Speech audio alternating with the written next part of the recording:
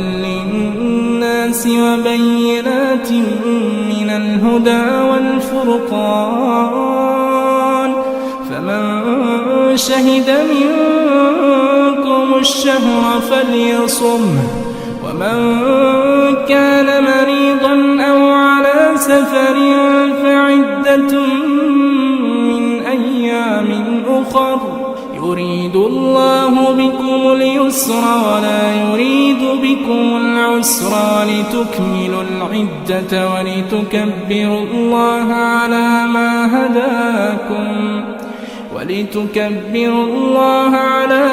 هداكم ولعلكم تشكرون. Bismillahirrahmanirrahim. Assalamualaikum warahmatullahi ta'ala wabarakatuh. Rabbi syrah li sadri wa yassir li amri wahlul 'uqdatam min lisani yafqahu qawli. Apa khabar anak-anak murid yang Ustaz sayangi? Ustaz harap semua dalam keadaan yang baik. Berpuasa pada bulan yang mulia ini. Pada yang belum berpuasa, Ustaz harap semua dapat belajar berpuasa pada bulan yang Ramadan yang mulia ini dan menjadi asbab untuk kita semua masuk ke syurga, insya-Allah. Jadi pada kali ini Ustaz akan berkongsi kepada anak murid semua tentang satu peristiwa yang besar, iaitu peristiwa nuzul Al-Quran. Peristiwa nuzul Al-Quran ini berlaku semasa bulan Ramadan, lebih tepat pada 17 Ramadan, yang mana ianya berlaku semasa baginda Rasulullah sallallahu alaihi wasallam sedang beruzlah di Gua Hira. Lalu datangnya Jibril alaihissalam untuk menyampaikan wahyu yang pertama, iaitu Bismillahirrahmanirrahim. Iqra bismi rabbikal ladzi khalaq. Iqra wa rabbukal akram. Ila al-akhir ayat.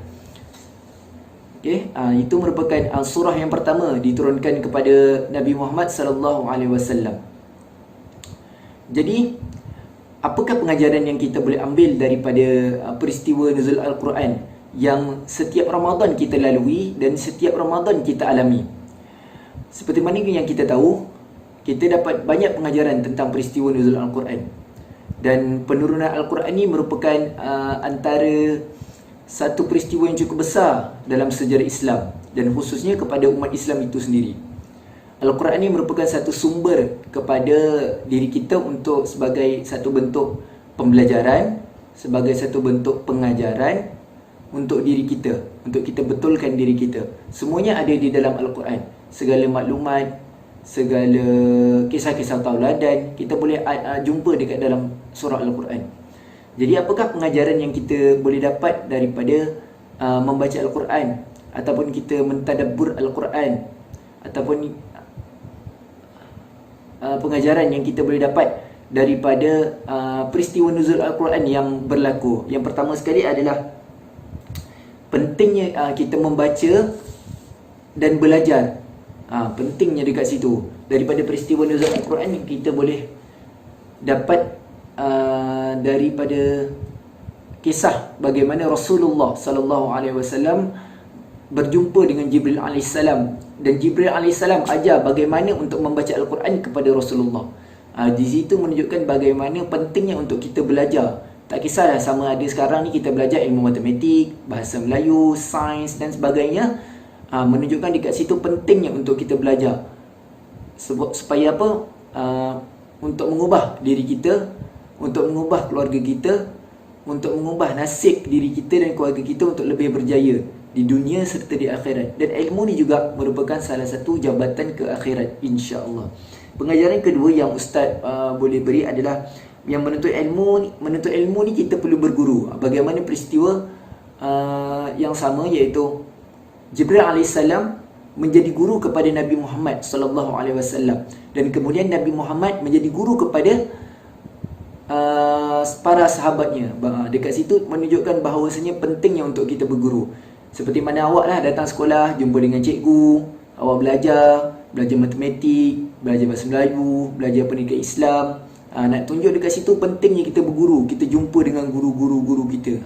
Sama macam peristiwa nuzul Al-Quran, bagaimana Rasulullah berjumpa dengan Jibril alaihissalam untuk Rasulullah bertalaki atau menyimak bacaan baginda Rasulullah sallallahu alaihi wasallam. Dan pengajaran yang ketiga, kita boleh jadikan Rasulullah ini sebagai contoh serta idola kita. Bagaimana Rasulullah ini mempunyai akhlak yang baik dan yang tinggi dengan Al-Quran. Kita kena contoh Nabi Muhammad sallallahu alaihi wasallam. Kita jadikan idola. Bagaimana Nabi Muhammad ni amat sayang dengan ayat Al-Quran, amat cinta dengan ayat Al-Quran. Bagaimana Nabi Muhammad ni hafal dengan ayat-ayat Al-Quran. Kita kena ambil contoh daripada peristiwa-peristiwa yang berlaku dekat dalam nuzul Al-Quran ni tadi.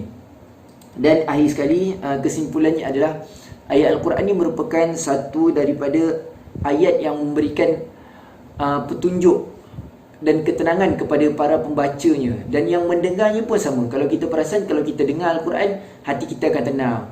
Yang baca pun hatinya akan tenang. Dan yang menyebarkan Al-Quran pun hatinya akan tenang.